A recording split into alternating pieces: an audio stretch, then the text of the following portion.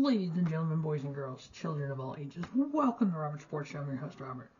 Alright, WrestleMania Sunday review. Just got off Peacock with it. We're going to start a little bit about the end and then kind of run through the whole card and go more about it. But I would say it's been 15 years at least now. There was a overnight show on the radio called, I think the host talked about Celebration of Life Through Sports. You celebrate life's achievements through sports. You spend time together, get together as a family. My great nephew turned 3 yesterday. He got a little title belt for his birthday. His dad and I are huge pro wrestling fans. And seeing Cody finish his story made me think about that. Seeing the emotion in Cody, I'm getting emotional talking about it. Seeing the emotion in Cody's face and stuff. And then reading online just a few minutes ago that at the press conference, Bruce Pritchard, Tripp, and Nick Khan presented Cody with a watch that his dad had. I guess, I don't know if his dad pawned it or who actually pawned it, but they were able to find it, bought it, and give it to Cody. I thought that was pretty cool. Tripp talked about the beginning of night one, new era of WWE. I don't know what that new era is going to consist of. So far, it's been pretty good. I've been a wrestling fan since 1996. And I've followed multiple companies at a time, multiple favorite wrestlers, watched tens of thousands of matches. Hell, I've watched 10,000 matches in the last 5 years. Or more than that. More than that. But anyway, in the last 2 years, I've watched that. But, I watch anywhere from the independents to the main event of WrestleMania. And you can find enjoyment in all of it. Just like with Cody's story. Yeah, Cody went off. Left WWE, went off, made a name for himself. Built a revolution, as I said.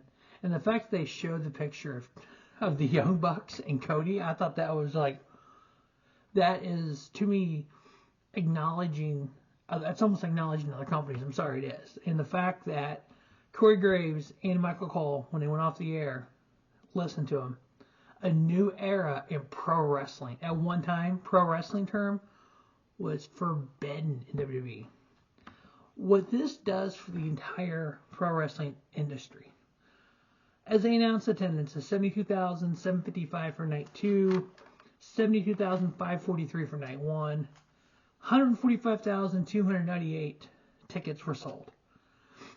I'm guessing that's the ticket sold number unless it's the, I don't know what, we're just going to say that's how many fans were in the buildings. So you figure most of those are probably both nights. So, 75, 80,000 people in Philadelphia. We had 16 other pro wrestling companies and shows in that era. Those shows, I've watched most of them. I got quite a few left, but the ones I've watched so far were great shows for what they are. This was great for what WWE is. It's an amazing. I've been a Cody Rhodes fan since before AEW, before he went and started the Revolution. I'm glad he finished the story. I know in the preview I said I didn't think he would. Honestly, I didn't. I thought they were going to try to break the Hogan record. I'm happy they didn't. I like the new direction that WWE is going. I want to be hyped tuning in SmackDown and Raw. I want to be, oh my God, it's pay-per-view this weekend. I got to watch it. I don't want to be like, oh, Raw's on tonight. I guess I'll watch it whenever. I want a Raw to be must-watch. Because what that does, it makes the entire industry of pro wrestling better. It always has. If you look at WWE, when they had competition as a number 2 in WCW, it pushed WWE to the limit. Now that they have a number 2 competition in AEW, it pushes WWE to be better. It always has. That's why I like multiple companies. But you know what? Let's get to the show here. Pro wrestling is at the height. It's been a long time. It's going to keep going up with WrestleManias like this. First match. We had WWE World Title Online champion champion Seth Rollins taking on Drew McIntyre. I was pretty confident they were going to put the title on Drew here because of France and the Scotland show coming up. So watching this match, it's like I was kind of leaning toward Drew. The fact that they had bagpipes play Drew out I thought was kind of cool. The whole whatever that was that came out with Seth Rollins, it was cool as hell, but it's like weird kind of vibe to it. I love Pat McAfee. Monday Michael Cole. Then we had this in NXT once. Yeah. The bunny came out with what was his name? Adam something or another. That's where Braun Strowman came from. But I'm like, you know, you didn't acknowledge it, but it was your company. But I kind of see, it's like, okay, you know, I get it, I guess. Seth, yeah, that whole, you know, the fact that, I mean, when Drew hit that first Claymore, I'm like, it's Sheamus and Daniel Bryan all over again, but it wasn't. Obviously, Rollins kicked out. Rollins did the pile driver on the floor. Couple more Claymores. Having Punk at ringside, I thought was a little different vibe to it. Because that's exactly what I said in my preview was McIntyre wins, they do something with Punk because of the shirt that McIntyre made. The fact that you had McIntyre get the win over Rollins, I thought that was inevitable. I ended up giving it 3 3/4 star. But what I didn't see coming was what came next with Punk and McIntyre having their little face-off. Punk attacking McIntyre, which I thought was kind of a weird vibe to it, because I thought Punk was supposed to be face, and I didn't think faces attacked. I mean, I guess we're blurring the lines of face and heel, so that's cool. I'm good with that. I'm fine. I have no issue with that. But it made sense in the moment, though. Then having Punk, literally just take his brace off and just beat him with it. That was cool. Then Damian Priest's music hits. The Judgment Day, I was like, whoa, I forgot about the Money in the Bank. Damian Priest coming out, cashing in Money in the Bank. So Damian Priest, your new WWE World Champion. So what is that at the pay-per-view in France? The next show, what does that set up? A triple threat then, I think? Did you get an automatic rematch? Do we get Drew versus Seth versus Priest? Do we do Priest versus Punk? Do we do Drew and Seth and Priest versus Punk maybe? That's what I'm thinking going to happen there. But I thought that was kind of like a swerve. You have Drew win, finally his first win in front of fans, and then he gets cashed in on, which, hey, that works. All right, the next up we had the 6-man Philadelphia Street Fight tag. We had the Pride, the Street Profits, Angelo Dawkins and Montez Ford teaming up with Bobby Lashley called the Pride, going against the Final Testament. Karrion, Kross, Rezar, Akam, and Scarlett at ringside, along with B-Fab and then Paul Ellering. They made the statement, this is Paul Ellering's first ever WrestleMania. I'm like, wait a minute, what? I guess the Road Warriors were more prior to Mania and then WCW, I guess. Or they didn't have Ellering when they were on Mania. But I'm like, that's a crazy fact to throw out there. But, I love crazy facts like that. But, I'm sorry, I watched so much independent wrestling this weekend. A Philadelphia street fight actually happened in the streets of Philadelphia. So having a street fight here, oh yeah, special referee, Bubba Ray Dudley. Which, okay, I get it. Philadelphia, ECW, Bubba Dudley, that's who you put together.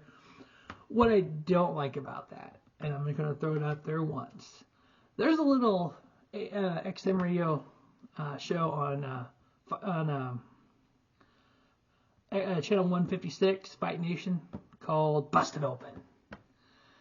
You have one of the hosts of Busted Open, Bubba Ray Dudley, or Bully Ray, whatever he calls himself on that company, Bully Ray. He trashes AEW a lot. He does it online a lot. He's very hypocritical of things that happen in AEW, which a lot of people are, which, whatever, that's your opinion. And he's very, very hypocritical, very, puts down TK a lot. But yet he's being paid by WWE. Interesting why his take is what it is. I get it. He has a Legends contract. Yeah, it makes a lot of sense. Which, you know what? People want to be hypocritical of different companies. Fine. Please. That's your opinion. Because you know what? Pro wrestling is 90% opinion, 10% fact. Just don't let your opinion what I'm working for. Or so don't hate me for my opinion and name call and all that when my opinion doesn't agree with yours. That's all I ask for. And the cesspool that is X, I'm almost done with it now. Because of just the hypocriticalness and I've expressed my opinion and I'm wrong and I'm an a-hole and I'm this because I expressed an opinion. When you express your opinion and I respond to it with my opinion, but I'm the one that's wrong. No, they're both opinions. There is no right or wrong when it comes to opinions. There's only right or wrong when it comes to facts. Again, pro wrestling is 90% opinion, 10% fact. But anyway, we move on. But no, having Bubba Ray out there was kind of neat for the Philadelphia. He's AEW or ECW and all that. That's pretty cool. Doing the table spot and him putting the Bubba Ray glasses on. Okay, that was really cool. Him helping the Pride win. It was what it was. It's kind of a fun match. We had some chairs with some kendo sticks.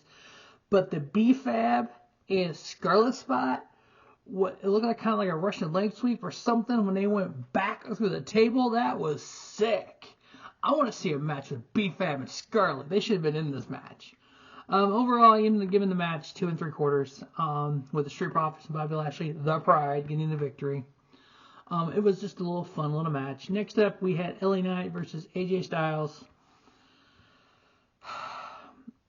To me, you kind of knew the outcome before this match started because there's been so, like I said in the preview, there's been so much talk of LA Knight on Mania, LA Knight this, LA Knight that. You knew he was going to get that spot on Mania, either be in the U.S. title and beating Logan Paul, which they didn't want to do yet, or there was actually talk of him facing Roman Reigns at one point. But you needed to keep him hot and keep the crowd behind him, which you were able to do with a match like AJ Styles. AJ's wearing the black. He came in kind of heel, but he's really not because people love AJ Styles. So I think AJ's kind of that tweener, that face and heel, but LA is definitely straight face. The fact that he was able to get some good spots in here, overall it was a good match. It was 12.5 minutes long. I think that big spot when he got the knee, AJ's knee, hit into the turnbuckle or the post, and did the figure 4 there and kind of worked on that a little bit. The fact that LA Knight was able to get the victory there over AJ Styles, I don't think that obviously does anything against AJ, but I think it does help LA Knight beating somebody to the level of AJ Styles. Remember, AJ Styles was the last match Undertaker had at WrestleMania. I ended up giving this 3.5 with LA Knight getting over there, so that's pretty cool, pretty good there. Want to see what they do next with AJ Styles. I know there's internet rumors out there, which I don't always believe, but there's multiple WWE contracts that are up, and a lot of those guys want a lighter schedule. We all know AEW has a lighter schedule. I mean, hell, Tripp told us that on the Pat McAfee show, that people that want to work on a lighter schedule that don't want to work the grind of WWE, he doesn't want them. So that's cool, I'll enjoy them somewhere else, but I'll also enjoy this product. And guess what? You can enjoy both. This is actually honestly, I wasn't that hyped for this Mania overall until I tuned into it. The first Saturday Night Mania, I'm going to say night one. They call it Saturday. So Saturday Mania, when I turned in and got America's Beautiful, and I'm like, oh, felt a little different. I haven't felt like this in a while for a Mania. I kind of started getting pumped for the show, I'm like, oh, okay, cool. I did my preview for it. I was going to do a best of, didn't have time, but I mean, maybe I'll do that next year. But you know what? The new era, they're going to call it, I'm in. I want to see where it goes. I want to be able to go, oh my God, Raw starts tonight. I had to tune in and watch it. SmackDown's on tonight. I got to watch it.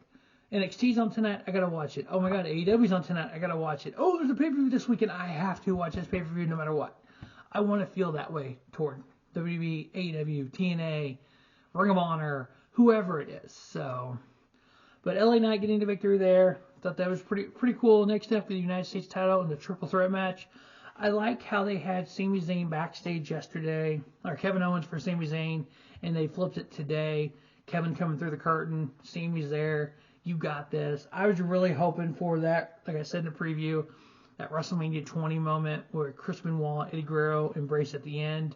I know that was a world title. This is mid-card title, but with Sami getting the IC title and Kevin getting the US title. I was really hoping for that moment. But we got Logan Paul defending his title versus Kevin Owens versus Randy Orton. And what a match is all I got to say. Logan Paul coming out in the 6-wheel Prime truck. I thought that was pretty damn cool. And climbing over the truck and standing on the ramp. Kevin Owens coming down in the golf cart. And then backing up the ramp and getting in the golf cart and telling Randy to jump on. I thought that was pretty cool. That was a WrestleMania kind of level. Then you obviously get to the ring and you get Logan Paul jumping out and saying, "You two go fight yourselves, and then you can fight me when you're done." And then they're like, "No, we're fighting you." And they go after him and try to team up. And then, you can't trust a Viper. We all know this. You don't only trust Randy Orton for so long. And then when he went to RKO Kevin, and Kevin realized he couldn't trust him, So they all start fighting at that point. Owens doing a double cannonball, doing a cannonball on both of them. Logan and his brass knucks, gotta love that. The fact that Randy kicked out and then Randy threw him away. I love the fact that when Randy goes to punt, and then literally Michael Cole set it up. We haven't seen, kind of the history of the move. We haven't seen this move in a while. And he's going to punt Logan. And IShowSpeed pulls him out and starts barking at freaking Randy Orton. I'm like, oh my God, there's a dude in a prime costume, in a prime bottle, and he's barking at Randy Orton. This is awesome. And then Randy got pissed off and arcade him through a table. I mean, the commercialness of this show was there was a freaking advertisement for everything, that's fine. I get it. We're not spending $50 on a pay-per-view. We're spending $99 on Peacock, so they got to get revenue somewhere. I get it. The Prime logo in the middle of the ring, it didn't bother me. The Prime refreshing station at ringside, that was awkward to me. I wanted to see the guys use it more. I wanted to see more people take a swizz of it and spit it at him. I wanted to see more of that. We got a little bit of it. I wanted to see more. But overall, I thought this was a great match. 4-star match. Logan Paul pinning Kevin Owens to retain his U.S. title. Logan Paul can freaking fucking wrestle. God damn, he's good. He came in good. I still want to see Logan Paul and Pat McAfee. I want to see it. I think it'd be good. But yeah, Logan Paul retained his U.S. title. 4-star match. Next up, we have WWE Women's title on the line. We had Royal Rumble winner Bayley taking on IYO SKY. She won Money in the Bank last year, cashed it in. Part of Damage Control that Bayley created. She brought in IYO. Well, that backfired on her. She got kicked out of Damage Control. Now, Damage Control lost on night 1 with the Trios women's match. And so it was all up to IYO. IYO hits Bayley's knee on that post and started doing the figure 4 right there on the ringside. And you could tell I don't know if she hurt that knee, but she sold it pretty good. But yeah, Bayley looked injured, but she was able to recover and come back and win the WWE Women's title. I think first time she's had that title, which is awesome. I kind of said that in the preview. I thought she was going to win. I thought the fact that she created Damage Control, they kicked her out, and now she's got to get her revenge. She's able to do it. I also gave that match 4-star. Absolutely amazing. Then we get to the main event. I saw things in this match. Obviously, let's set her up. WWE title, WWE Universal title. Now, from my understanding, the Universal title had its own lineage. The WWE title had its own lineage. They were supposed to, when Roman lost the Universal title, it was supposed to go away, and they just had the WWE title. If you remember the old belts they had, the Universal title was the red one, blue one, and then the WWE title was the other one. I'm pulling the lineage. Yeah, see, the lineage actually still shows Cody with both belts.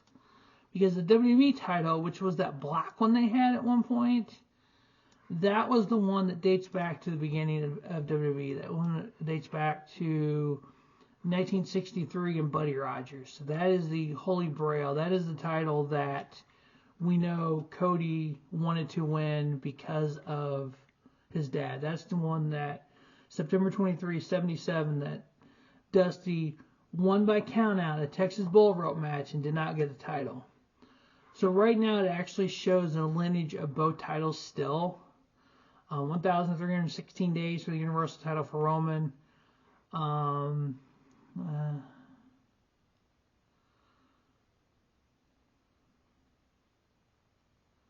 Yeah, so I don't know if they're going to go ahead and get rid of that lineage eventually or what they're going to do with that, but I definitely hope they keep the lineage of the one that goes back to 1963 for that. But hoping, I know, talking to the Pulse family, they're kind of wanting a new belt come out tomorrow on Raw, or tonight on Raw, which I could see, like the old wing kind of belt they had back in the day. But this main event was just all over the place. Bloodline rules, so anything goes. Which I know in my preview I kind of wanted Cody, I wanted this to be a straight up match and then add Bloodline members kind of thing, which I thought was a cool idea. And so, but the fact that we made this Bloodline rules because Cody and Seth lost last night, it kind of made it bigger for Cody to have to overcome all that to win the title, which 33-minute match, there was some lull in it, yes. I ended up giving it 4.5. So, but Roman shoulder first, right off the bat, going for a freaking spear and goes shoulder first. Jimmy comes out, Jay comes out, or Jay's out there, or Jay comes out, and then the fact that they went off the freaking side of that stage, I'm like, holy crap. And then the fact he speared him off there, and then Cody spears Roman through the barricade, and then Solo comes out after 2 crossroads, and then we had this, just the ungodliness come out. Cena comes out to take out Solo, so we definitely, somewhere along the line, we're going to see that match. Rock comes out, Cena comes out, so could we get that again at SummerSlam, Rock versus Cena, because they had 2 Mania matches. They're going to do a third one maybe somewhere along the line, third match. And then Taker comes out and chokeslams The Rock. That takes us back to the old era. You know, we talk about a new era WWE. That's the old era. That's the old guard right there. But and then having Seth come out in the Shield. I was literally going to shit myself if Moxley would have came back. When the Shield music hit, I'm like, oh, don't tell me. Oh, okay, it's just Seth. Okay. I'm like, if they got fucking Mox to come back, that would be epic as hell. But yeah, so Cody getting, after 3 crossroads, getting the 1, 2, 3 on Roman. I'm glad Cody finished the story. That was pretty neat, seeing the reaction in the ring, seeing the reaction of the leadership of WWE giving that watch to Cody. It was his dad's. That's cool. That's super cool. New era. What does that mean? I think it means Tripp is going to give the fans more of what they want versus more of what he wants. I think he understands the pro wrestling business that isn't always about what he thinks is good, it's what the fans think is good. So people like an LA Knight, a Cody Rhodes, they're going to get over more than what would have done in the older regime. Now, what I hope doesn't happen with everything going on still from the old regime is if Tripp gets tangled up in things he knew or didn't know. I just hope that doesn't happen. But overall, tremendous Mania. I am stoked for Raw tonight. I'm stoked for pro wrestling the rest of this year and the next year because, again, like I said earlier, the better WWE is, the better the rest of the pro wrestling business is. The better the rest of the pro wrestling business is, the better WWE is. We've always seen that. You can look WWE from, let's go 2002 through 2018. How many of those years did we have must-watch TV? Did we have, we don't know what's going to happen on this show, let's play the whole, I think this, you think that. How many times did we have champions of just trash? think about prior to 2001 and since 2022, what have we had? WWE constantly going like this since 2022. Before 2021, WWE going like this. I think 2001, WWE kind of got to the top there. And I think 2019 was probably the bottom of it, of the roller coaster. And then back up 2021, 2022, 2023, 2024. So I think right now you're on that upswing. That's good. So I can't wait to see what the rest of the year brings. WWE, AEW, TNA, New Japan. I think it's going to be all epic. I think it's all going to be must-watch TV. But that is the review of WrestleMania 40, Night 2. Can't wait to see what tonight brings. Are we going to get a debut tonight? Could we get an MJF? And I actually thought that they're watching the show. I actually thought, could an MJF come out? But I'm like, okay, after John Cena, The Undertaker, The Rock, yeah, MJF's not big enough. Do we get somebody like that tonight? Who do we get? Who's going to be that, oh my God, surprise? What is going to be that moment tonight? I don't think we get a Mox returning, but do we get a Ricky Starks? He was supposedly in the crowd. I love you. There was AEW people there watching. Yeah, and they're pro wrestling fans. What's wrong with that? Bayley was at AEW when Mercedes Moné debuted. So what's wrong with that? I don't have an issue with that. I like the fact that you have a Punk at a Bloodsport. You have Bayley and others at an AEW show. What's wrong with that, people? There's so many people that have worked for different companies that move around. You know a lot of people. There's no problem with that. Go check your friends out. I think Dustin was here probably, Dustin Rhodes was probably here. Great. I want to see a time in professional wrestling, in this industry, we might be getting there too, where you can have a Dustin Rhodes walk out to celebrate his brother, even though he's under AEW contract.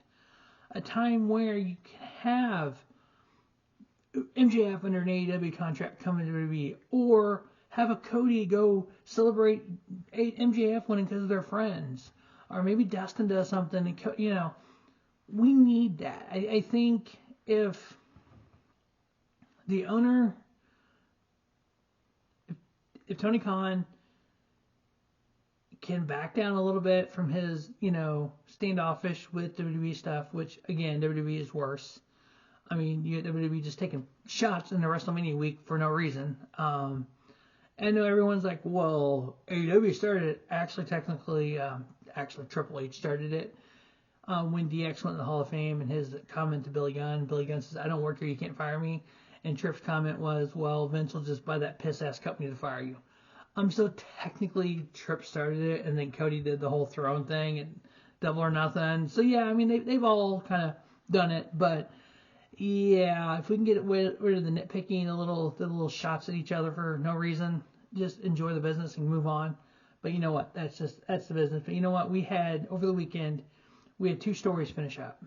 We had Cody Rhodes finish his story, and we had the late Jay Briscoe's brother, Mark Briscoe, finish his story as well.